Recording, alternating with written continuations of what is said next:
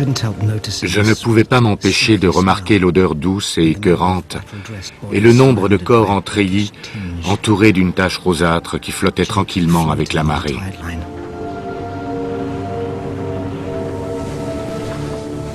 Capitaine Jim Roberts, Omaha Beach.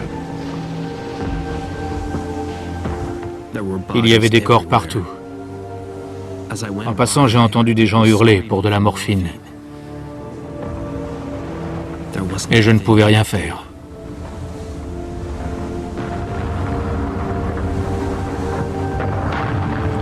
Le lieutenant John Pelly de la Royal Navy est à bord de l'Eglinton. Il observe le retour des barges de débarquement après la première vague d'assaut. Je n'oublierai jamais ce chaos. Un mélange de fioul et de sang avec des jambes et des têtes qui dépassaient. Ils nous ont accostés. Nous avons hissé les blessés à bord et les avons installés sur le pont dans d'affreuses souffrances. Nous avons fait tout ce que nous pouvions.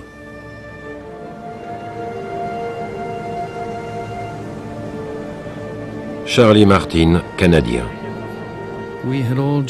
Nous nous étions tous engagés en 1940.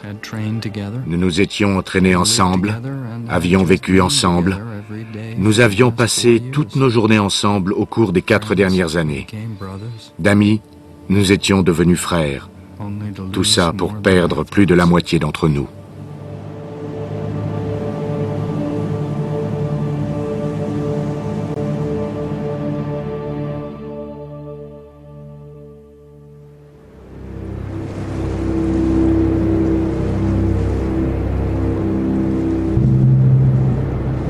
BBC Home Service. D-Day has come.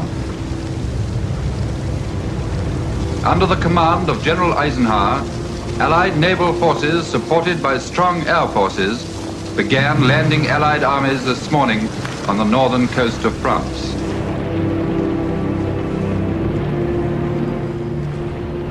Au soir du 6 juin, plus de 180 000 soldats alliés ont établi une étroite tête de pont en Normandie.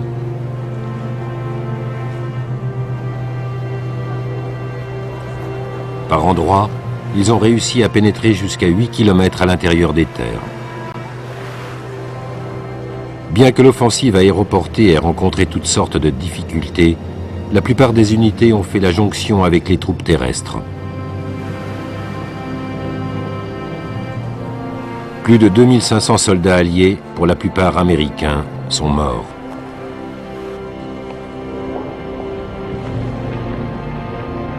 Parmi les défenseurs allemands, le bilan est encore plus lourd. Des milliers de civils français ont péri sous les bombardements aériens.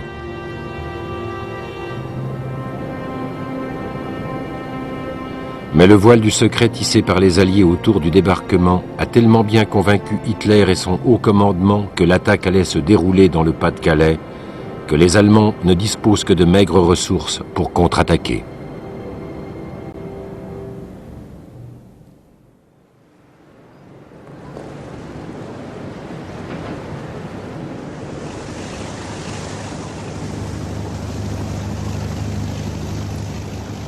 Une semaine après le débarquement, le maréchal Allenbrook arrive en Normandie. Le tableau était indescriptible. Partout, c'était recouvert de bateaux de toutes sortes et de toutes tailles. On avait l'impression d'une activité incessante. C'était un moment merveilleux pour me retrouver en France, près de 4 ans après en avoir été chassé.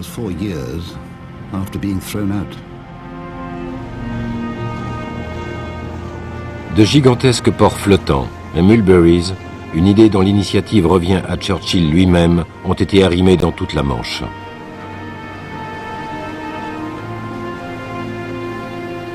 Ces ports constituent le point de transbordement vital pour 10 000 tonnes de matériel par jour.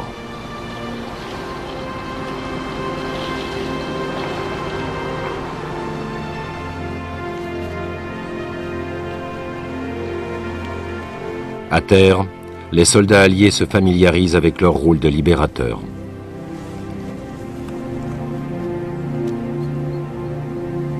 Robert Capa, photographe de guerre. On nous a donné un petit livret expliquant comment s'adresser aux autochtones. Bonjour monsieur, nous sommes les amis américains. Ça, c'est quand on s'adresse à un homme.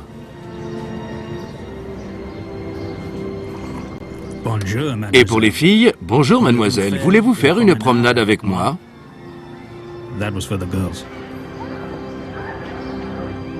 Le premier signifie « Monsieur, ne me tuez pas ». Et le second veut tout dire.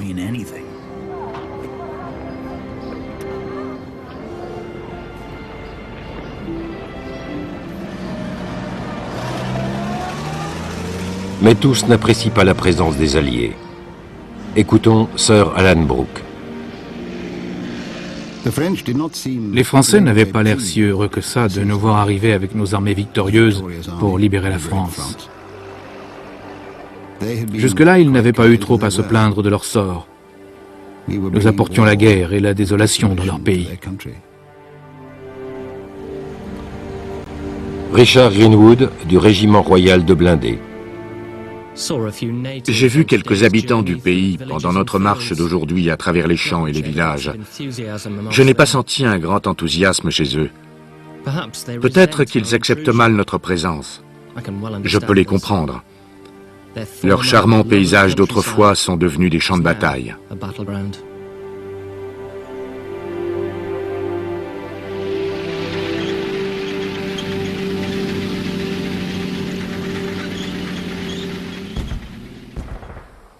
Au cours des semaines qui suivent, la bataille terrestre s'intensifie.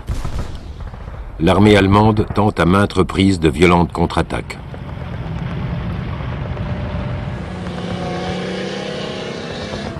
Le bocage normand, avec sa mosaïque de petits champs entrecoupés de haies, s'avère un terrain de manœuvre ardu.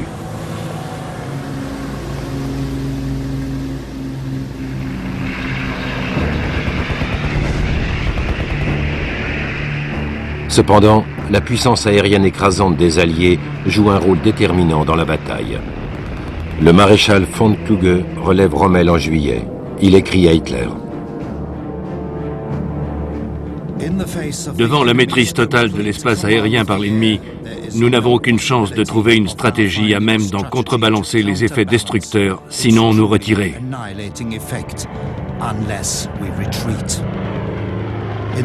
Malgré d'énormes efforts, ce front ne va pas tarder à s'effondrer.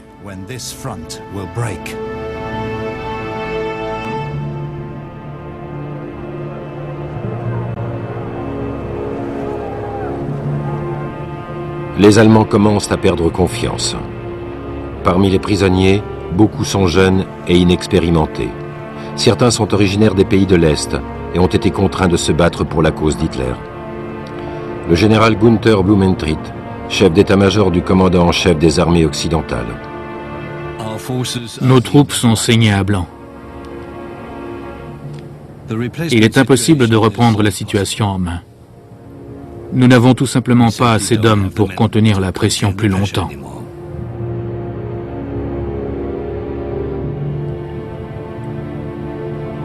À la fin du mois de juillet, les Alliés réussissent une percée. Saint-Lô et Caen sont prises. Mais ces victoires coûtent cher. Plus de 3000 Américains perdent la vie dans l'attaque de Saint-Lô.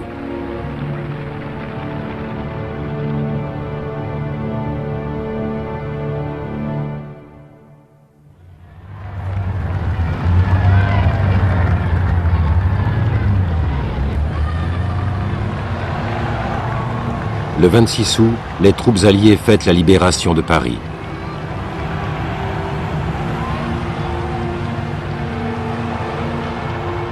Le général Charles de Gaulle, commandant en exil des forces françaises libres, est de retour pour conduire le défilé triomphal. Lieutenant John Osland de la 4e division d'infanterie américaine. Dans les rues, il y avait la plus grosse foule que j'ai jamais vue. Des milliers de gens.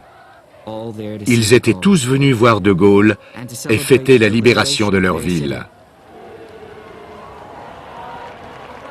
Ils attendaient ce moment depuis 4 ans.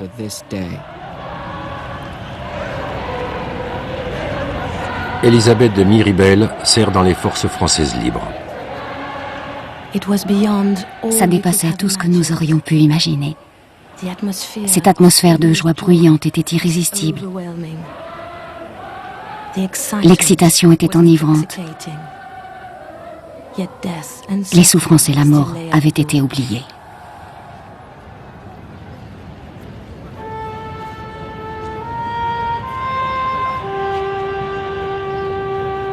La bataille de Normandie aura été un long et âpre combat. Près de 500 000 soldats alliés et allemands sont morts, blessés ou portés disparus. Bien que la guerre soit encore loin d'être terminée, il faudra encore des mois aux Alliés pour atteindre Berlin. Les événements du jour J et la bataille de Normandie sonnent le début de la fin pour Hitler et son Troisième Reich. Extrait des mémoires d'Ernie Pyle, tué au combat par les Japonais en avril 1945. Voici son récit d'août 1944. Paris. Comment ne pas être touché devant notre colossal débarquement? Ce fut une entreprise téméraire et grandiose, parmi les plus épiques de toute l'histoire. J'espère que nous pourrons nous réjouir de la victoire, mais humblement. Les morts n'apprécieraient pas de nous voir jubiler.